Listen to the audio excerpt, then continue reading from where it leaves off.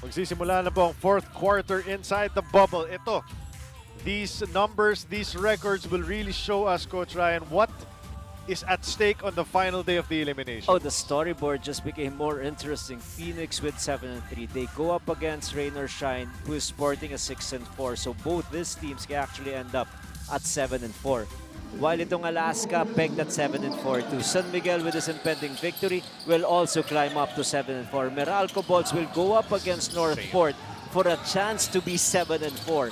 Itong Magnolia will battle itong Blackwater Elite, who's on a tailspin, a 7-game losing streak, can also end up at 7-4. So after the 8-3 of Barangay Ginebra, yung number 2 team up to the number 8 team can actually be 7-4. So when that happens and we do not have a playoff for 4 and 5, quotient ang magiging labanan dito. And that is where it becomes more interesting. And for sure, we have to consult the team of Sir Fidel Mangonon. Fidel Mangonon to break it down for us, because you're not just fighting for top 8 slots. You're fighting also to be part of the 4 who will have a twice to beat advantage. So that is where the plot begins. Yes, what a drive there by Wendell Comboy to start this fourth quarter. Comboy getting his first 2 points of the game. Basta for sure, ang alam ko, as we take a look at this drive by Comboy, finishing with the right over the big man of the Batang Pierre. Hindi ako magko-compute, Coach Ryan. Hihingi lang ako ng script. Kung ano yung ibabato sa akin, babasahin ko. I'm telling you, it can be very, very complicated because 7 teams will be involved in the quotient system. I have not seen anything like unprecedented. Ang quarter na ito ay hatid sa inyo ng Cobra Plus Vitamin C, lakas at proteksyon. Cobra, the #1 energy drink. But only when those teams who have a chance to go 7-4 will win. Yeah. But of course, if you're Phoenix, you want to avoid complications. Yes. You want to win against Rain or Shine to end up at 8-3. So again, the plot and the script is still hazy at this point. It will all be answered after tomorrow's game. A loss also by the Alaska Painters will really push them at the bottom 4 because they will finish with a 6-5 record. Samantala naman, Phoenix will go up to 8-3. And that is why it's imperative. If you're Meralco Bolts, you cannot take any chances against a team that is already out. Itong Northport, you must win. If you're Magnolia against Blackwater Elite, you also have to do everything that you can to win. At least you have a chance to give it your best shot to end up in the top 4. Gervino, Manganti, board. Sean, Taha swatted away by Escoto. Pesumal on the run. Gamalinda. Sidestep by Von. That's good. Smooth drive from Von Pesumal. Pesumal has provided a spark off the bench, but it has been a flame for San Miguel on offense this entire ball game. Take a look at Von sidestepping against his old buddy Nico Elorte. Pesumal getting points 11 and 12 on that drive. And San Miguel cruising up 105-78.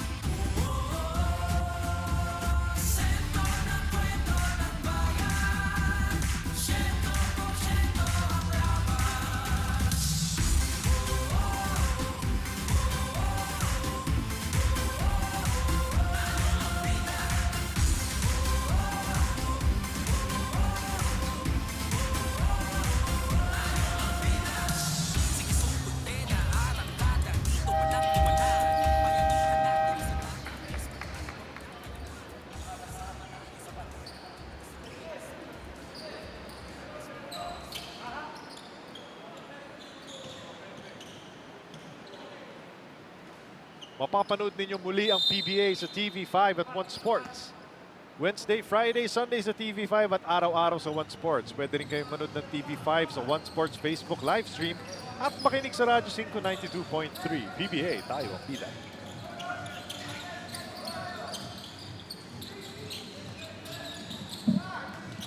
Taha, floater, no. Jervy, defense of Mamarilas there. Comboy on the run again. Here come the Beermen. Wendell, Pesumal for 3.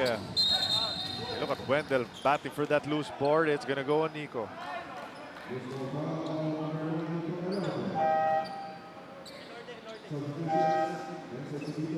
These are valuable minutes for the bench of San Miguel.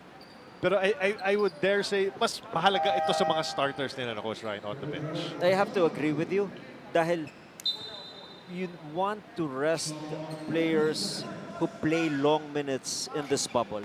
And that is exactly what has happened to a Chris Ross, for example, who's nursing a series of injuries. Ang daming iniinda niyan. But in today's game, 10 minutes lang nilaro niya. Kaya mahaba-haba ngayon ang pahingang gagawin niya. Tapos yun din, because early romp sa kanila at the end of the third quarter. Pati ngayon si Tautua hindi na maglalaro. Pahinga na yan, Lassiter. Pati si Arwin Santos. We don't expect them to come back unless mag-threaten itong Northport. And this is the final game of San Miguel in the elims. So the next time we're going to see them will be in the quarterfinals. Comboy finding Gamalinda. He sucked in the defense of Nabong and then finding his teammate for that layup. It's pure decision making for Comboy. He made it known that Nabong would block his shot at least, di ba? Tapos late na sa transition. But Nabong, leading all scorers here in the ballgame with 23 big points. But he hasn't had his usual front court sidekick na si Stan Hardinger. Christian is down on the floor.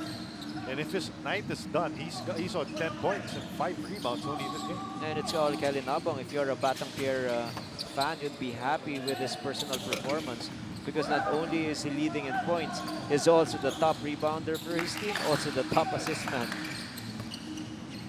Jervy, no. Kelly batting for the loose ball. Napunta kay Kevin.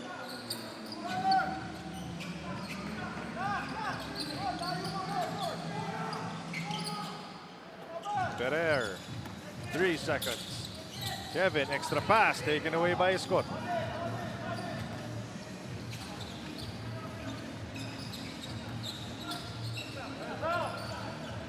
Northport will have one more game tomorrow. And what has been a grind for this team. They'll go up against Meralco. Blackwater also are probably just weary bodies of playing 6 games in 9 days. Their bubble experience will be done as well on Wednesday. Nabong making it a 24-point lead for San Miguel. Beerman in full control here in the fourth quarter.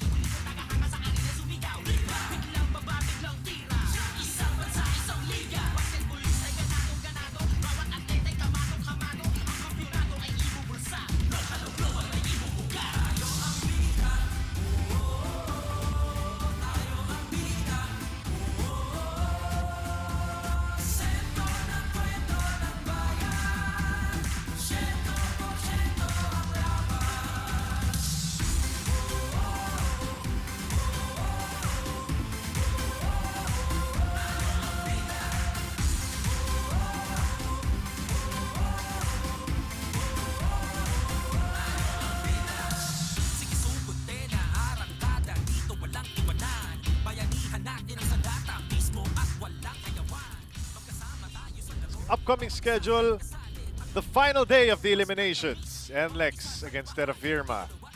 Northport wrapping up its campaign against Meralco. Same for Blackwater against Magnolia. And Phoenix against Rain or Shine. As we mentioned, 3 of these games have playoff implications. Lahat po ito mapapanood sa TV5 at sa One Sport. And just solid to talk about Meralco Balls, 6-4, their best All-Filipino conference in 4 seasons. Itong Magnolia, 5 straight games for them, all won.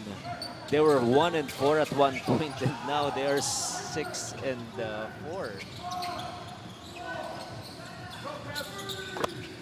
Tough shot there from Bam Gamalinda. These bench players have really come to play. Gamalinda, Pesumal, Zamar, no let up from the Beerman bench. And the more playing time that they get, the more confident they will become in the playoffs. And Coach Leo Austria will obviously rotate more players to have fresher legs. Dahil that is really the challenge here in this bubble because of the frequency of games, back-to-back games, no time to rest for your vets. Pag maikli yung rotation mo, susceptible ka sa burnout. Because I have all the respect in the world for Kelly Nabong and how he's playing in this game. 27 points, 8 rebounds and 4 assists. Akala natin magiging revenge game to for Stan Hardinger, pero baliktad, revenge game pala ito para kay Kelly Nabong against his old team. Christian is back on the floor as well for Coach Pido Harencho. Amaril, pull up. No.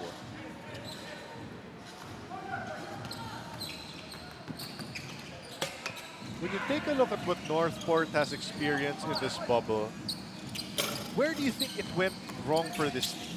It is painful entering the bubble. You know that you don't have the complement of a complete roster because it is actually big three plus Nabo. Sure. Stan Hardinger, then Sean Anthony, and Pollock. Yeah. Then all of a sudden you know that Pollock is not inside. Then in your third game you lose Sean Anthony, and everything else crumbled right after that. Yeah. Then of course Carvo Lanete went down as well. And we forget because he hasn't played in a while, but Jonathan Gray has really been good for Northport when he's been on the floor. Ito yung magandang sidestepping drive ni Kelly Nabong. Was showing everything in this game from offense. Monster performance from Kelly. And signs of greater things to come in the coming conference for Northport. And I feel like as soon as they bring back Pollock, things will change. If they get a healthier Sean Anthony, who is a do-it-all guy player for their team, they will be a top 5 team at least.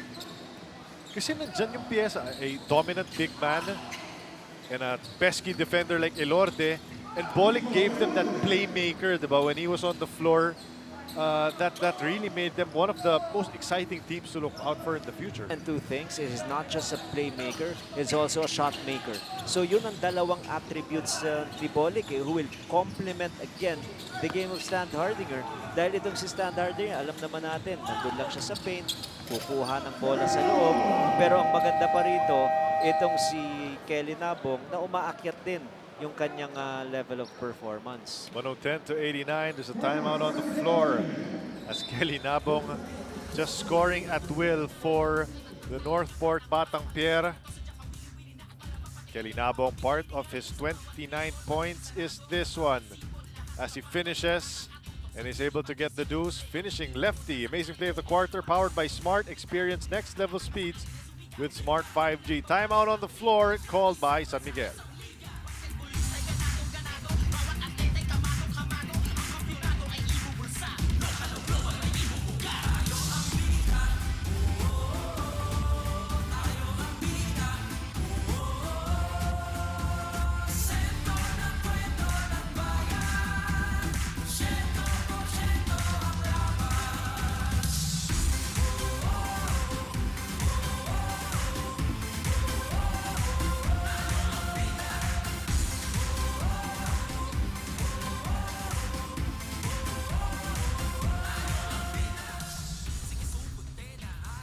Last game on the slate for the Northport Batang Pierre, as we discussed, is against the Meralco Bulls. That will be on PBA Russian Signal and of course on One Sports and on Facebook as well. Bulls have a lot of motivation sa kanilang huling assignment, and the playoffs will be beginning on Friday. So let's of course hope that nothing happens in terms of the impending. May balitaan tayong bagyo na parating dito sa Pilipinas. So hopefully, hindi maging sanhiyan sa pag-delay ng mga games natin in the playoffs. Prayers up once again for our country. Oo. We just experienced a bad typhoon a couple of days ago.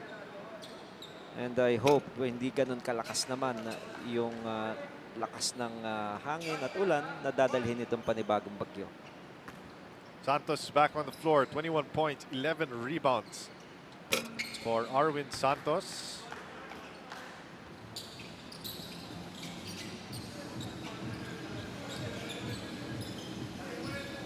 Some 5 minutes remaining in this ball game. It has been all San Miguel, as the Beermen have been in a zone that has really made Stan Hardinger uncomfortable. For some reason, si Kelly has been thriving, but si Stan Hardinger parang hirap na hirap siyang butasan itong zone ng San Miguel. Only 10 points to show and 10 attempts, 50%, yes, but not enough attempts. He only took 2 free throws for 0 out of 2, did not make one.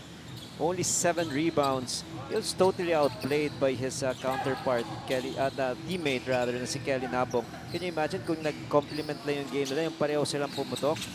Baka dumikit-dikit ang laban natin dito. Oh, We saw that coming. And I hope it doesn't escalate. hard foul from Nabong on the driving Arwin Santos. And I was actually worried about Santos, but umakyat sa kaagad eh. He sprung up like a cat. Yeah, prior to that shot of Arwin Santos where he was fouled, Arwin felt like it was simply too much. But this, Could have been a very dangerous fall by Arwin. and remember they used to be teammates Yeah, that's with right. San Miguel. For many years.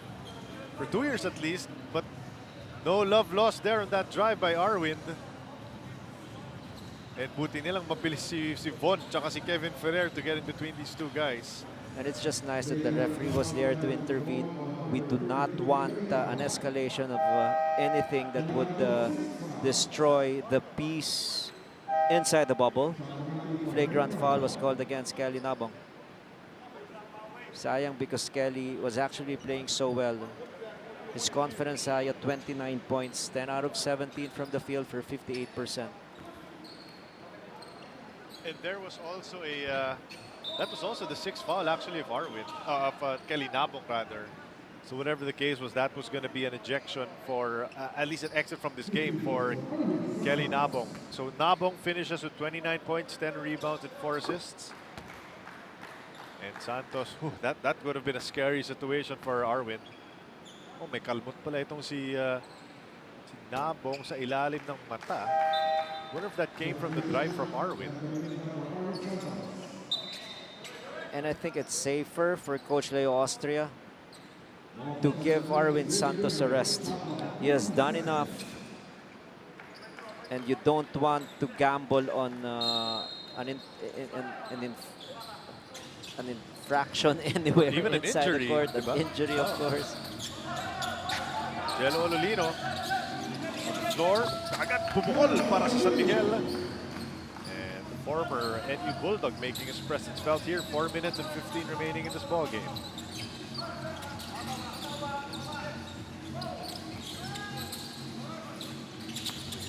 Manganti. Foul is going to be whistled on Alolino. Sean Manganti,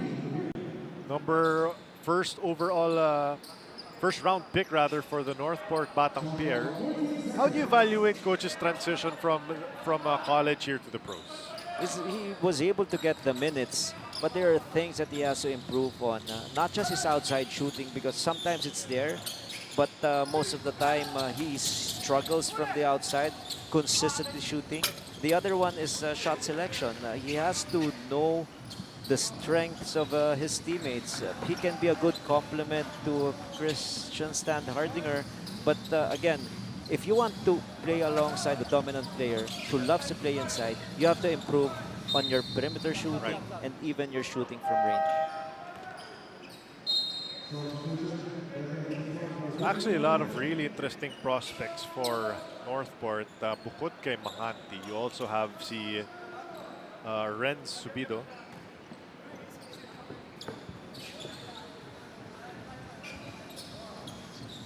115 to 89. 3:30 remaining. Mangati against Alolino. Ferrer for three. In and out and in for Kevin Ferrer.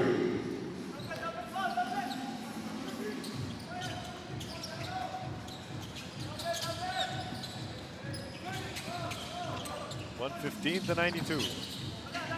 Vaughn, step back, swish. Pretty move there from Pesumal. 118 to 92. The scoring continuing for San Miguel. Kahit bench players, umuubra pa rin sila sa depensa ng Northport.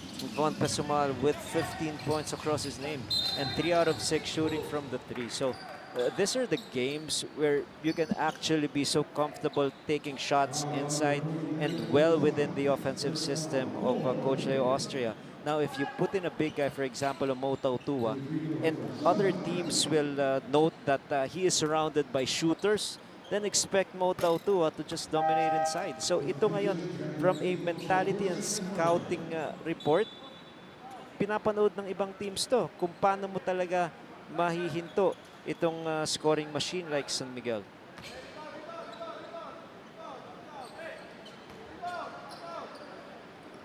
Mangati, no go there on that free throw. So Coach Leo, to your point, Coach RG's gone deep into his bench, and give them credit, everyone so far has produced. Alolino, pumitin sa ere, wala yan. Ferrer whips the pass to Mangati. No go on that shot. Taha's there. And we get our first look at Daniel de Guzman. Nakapasok lang sa laro. Will be given some minutes here with the Beermen.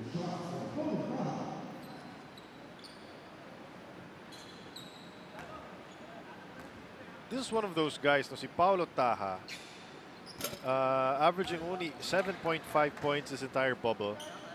We're not sure if he was 100% physically, but you know, I remember that he had stints in the Governor's Cup where he really looked like a solid two-way guard para kay Coach Pido Harencio, but just hasn't really been able to find consistency here inside the bubble.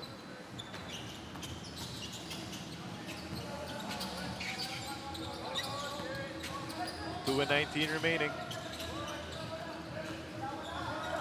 Alolino. Naghahanap ng screen mula kay De Guzman. Jello, 6 seconds to go. Von will find Zamar. Fade away. No. Von, offensive rebound. De Guzman will check that. It's Bam Bam Gamalinda finishing with 2. Ang huling 2 minuto ng larong ito at sa inyo ng Cobra Plus, Vitamin C, lakas at proteksyon. Cobra, the #1 energy drink.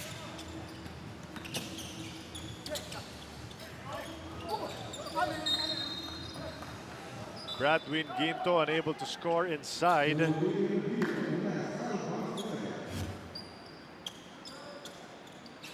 Take a look at the sweet shooting of Arwin Santos. Found by Marcel Lassiter, and he knocks down that 3. Arwin Santos is our dream player of the game, brought to you by Honda, the official motorcycle of the PBA. Once again, just as a reminder to everyone, even if nakuha na ng San Miguel ang panalo sa larong ito, they are not yet assured of a twice-to-beat advantage as a top 4 seed. It still depends on the outcome of the remaining games on our final day of elimination. Kung saan magtatapat ang kung magkakaroon rather ng mga laro. Ang Rain or Shine, ang Magnolia, ang Meralco at ang Phoenix sa Super LPG Fuel Masters.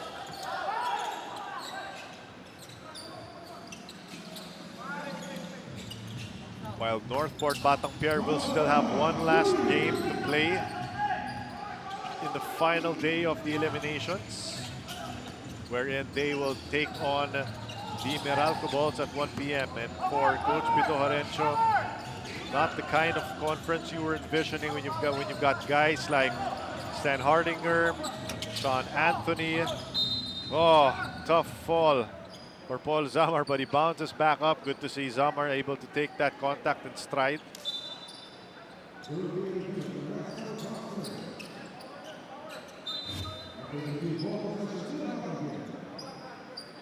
Strong inside was Daniel De Guzman. Check the Bam Bam Gamalinda rather for our lakas move atid sa inyo ng Cobra Plus. Vitamin C, lakas at proteksyon. Cobra, the #1 energy drink. Ferrer, top of the key. No. That's Bam Bam Gamalinda getting the rebound as Coach Leo Austria, despite the struggles that they've been through these past few games, the injuries to guys like, of course, Julmar Fajardo, guys like Terence Romeo, at isama mo pa dyan si Marshall Lassiter. The Beermen will still be able to finish this elimination round with a 7-4 record. They do that from spectacular performances from Lassiter, Santos, and Tautua, who each finished with 20 points or more. And then even Von Pesumal and Bam Gamalinda. Pesumal had 15 points off the bench, while Gamalinda had 12 points.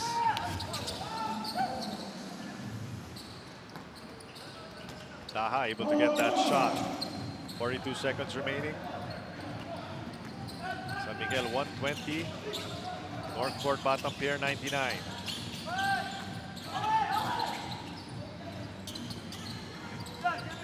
Tough angle there for Alolino. Here's Manganti over to Elorte. Nico. That is going to be an out of bounds to finish off what could be the final possession of the game for the bottom pair.